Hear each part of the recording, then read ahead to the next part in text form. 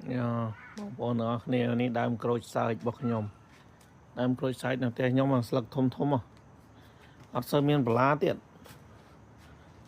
អត់មានបន្លាទេអត់ដែលកាត់បន្លាអីមក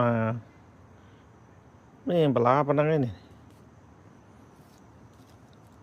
ស្លឹកធំហើយឈ្ងុយស្លឹកឈ្ងុយហ្មង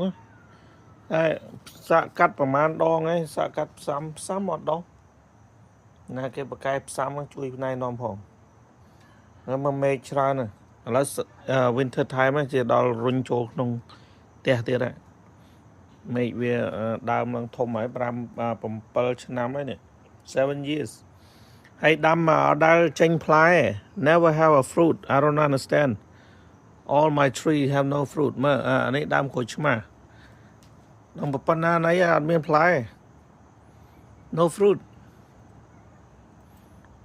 តែខ្ញុំសម្បូរប្រុសពេកហ្នឹង because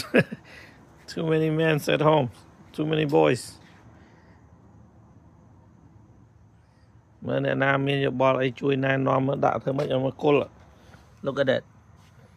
ណាមកគល់ the tree is big but never give fruit get some flower then it all fall off